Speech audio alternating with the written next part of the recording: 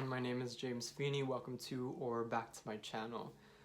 As the title will tell you, today I'm here with a tutorial for a reading that you can do at home. I thought this would be nice, a fun interactive activity. On my Instagram, I recently posted a spread that I designed for myself of a reading that I did for myself about centering. So it is a return to center spread, and I have a picture of the actual spread and card positions all outlined on my Instagram. So if you want to look at that and use that for reference, it's on Instagram. I would try to put an image right here, but in the past when I've done that with my last reading tutorial, iMovie wasn't cooperating with me. I'm not the best with editing, and so the image didn't really work out. It would like be all blown up and zoomed in, and it wasn't good. So yeah, you can get it on my Instagram, and if you don't have Instagram and you're watching this, you can shoot me a message or email and I will send it to you. No worries, but I'm just letting you know that that's why I'm not putting the image up. And so I'm going to be using the Guardian Tarot. For this reading, it is about centering. It's about starting from the outside when we're feeling very ungrounded, uncentered, out of place, when we're feeling chaotic and our emotions are maybe wild and untamed and we aren't really sure what to do. So this is really about getting in touch with ourselves, calming down, relieving anxieties. Sorry for the noise, people are home, water is running. But yeah, this is all about that. And so for this, if you are somebody who owns multiple decks, maybe consider, and you're somebody who likes to use different decks for readings, consider using a really earthy or calming deck, not something that's too vibrant or exciting. I'm using the Guardian Tarot because to me it's very soothing. It's these almost earthly tree-like beings, and for me that makes me feel very, very tranquil. So that's the deck I will be using, but if you're doing this at home and you do like to use different decks, I recommend one that's more soothing for you for the purposes of this reading. So I'm going to take you guys over to my reading table, and we're going to go through how I would conduct this reading and how you can conduct it at home. Hi everyone, so we are over at my tarot table.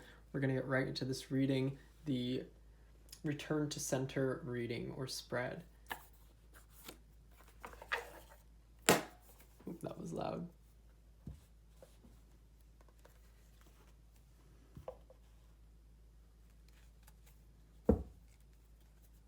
So first we'll give the cards a little shuffle, as I'm shuffling them the wrong way.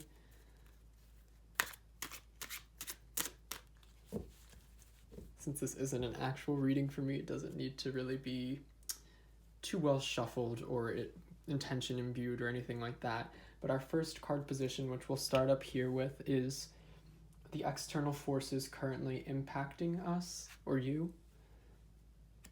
This would be our temporary or immediate self, kind of like that reactionary status that you might be going through.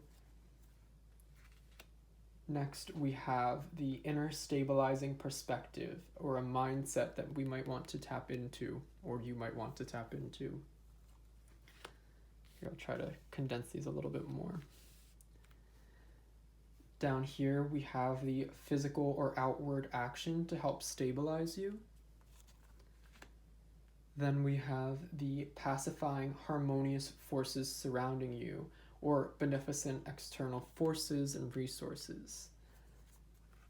Finally, at the center, we have your core, your centered being, a constant aspect of self in a sea of change, an anchor of sorts.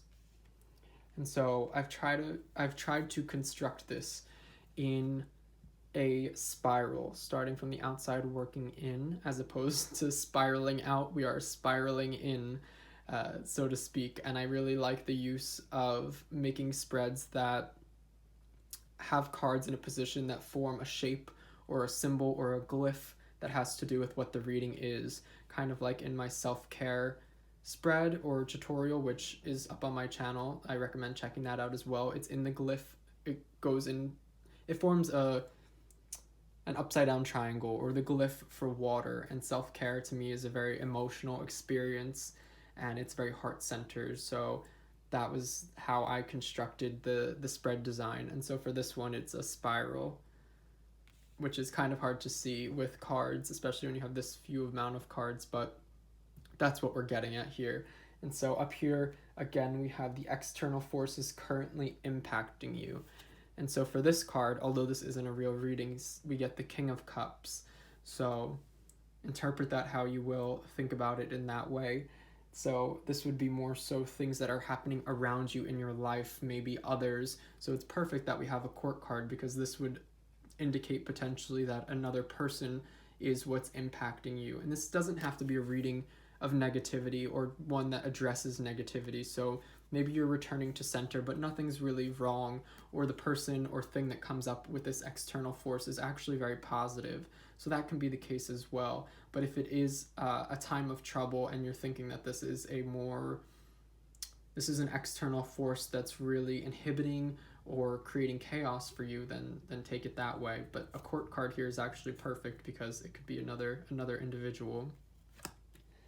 And so this would be your temporary or immediate self, so reactionary status. So if we are trying to center ourselves and maybe we feel like we are in a chaotic state, our emotions are in turmoil, this is letting us know right now, it's a self-check-in in the moment. So this is not the constant self, this is not the permanent self or the essence of who you are, but it is what you are, the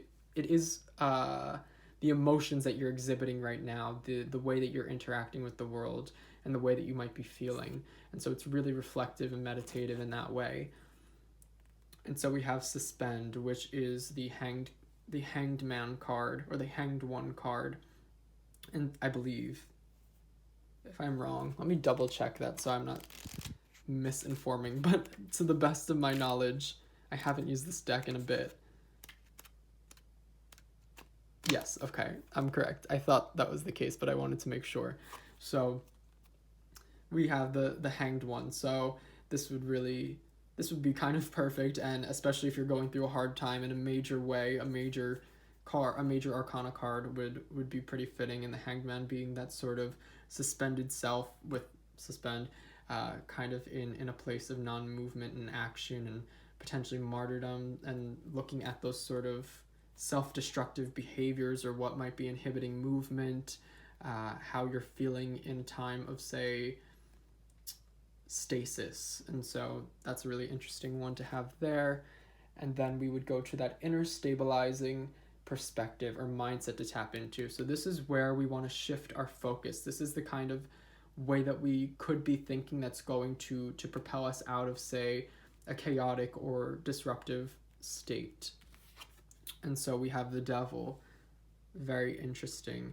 And so say this was a reading, this might be a really good indicator or way of letting us know that we need to kind of throw caution to the wind a little bit. Maybe we're worried too much.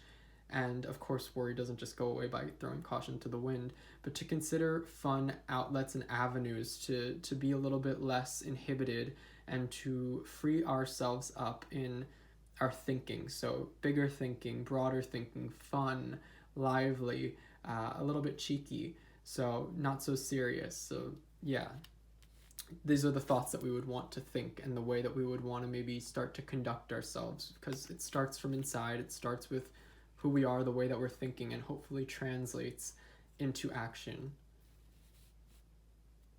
Next is the physical or outward action to help stabilize us. So while we're thinking this way and we're trying to keep this mindset, these are the things that we can be doing. So we have the Wheel of Fortune. These, I think, pair really well together, so you want to enact that change. I think the exact opposite and the combatant for what Suspend is, that stasis, that is the current status that we might want to alleviate or to move along.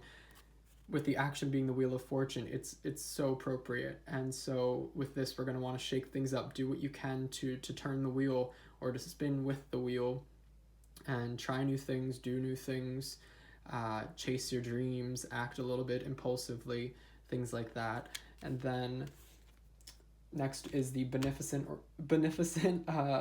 external forces or resources that you might have. It's also the pacifying, harmonious forces surrounding you. So these are things that are outside of you for the most part, or things that you have access to that are really helpful, that we could that you could, say, tap into and take advantage of during this time and turn to. And so for this, we have the world. And I think that that would let somebody know, perhaps in a reading, that they have a multitude of resources, that they themselves are an outside resource as much as they are their own internal resource, that they have so much, there's an infinite amount, and that they just need to recognize it. This would be about potentially waking up to the fact that somebody does have so many resources that they just aren't seeing. Next, and the final card, which would be at the center, would be your core or centered being, a constant aspect of self in a sea of change, or your anchor. So where this was the reactionary self, what we're feeling in a moment, the temporary self that we're hopefully trying to heal or to center, this is the self who is almost below all of the fluff. If we were to dig through all of the dirt and muck, we would find this to be you, and it's unchanging. And so for this, we have the Chariot, and that's pretty beautiful. I think that that's a card of a fighter, somebody who's willing to go the distance and who's in the middle of that journey, who craves excitement, who craves experience. And so that's really interesting. Although this isn't a real reading, this actually, the Chariot's my birth card, so that's pretty funny that that's at the center of that. But yeah, I hope that this reading is helpful, and that me taking you guys through it gave you a better sense of how I might conduct it, or how you can conduct it for yourselves. I don't have this reading listed right now on my website to be purchased, but if you're watching this video, I guess I'll make it a little bit of an exclusive.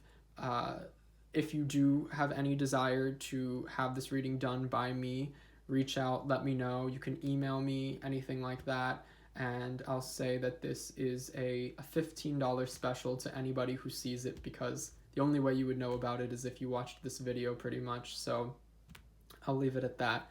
But I hope that if you're performing this and doing this for yourself at home, that you have a lot of wonderful insights, that it proves to be helpful and centering and healing, especially during these times. So feel free to like and subscribe if this was helpful and if you enjoyed it.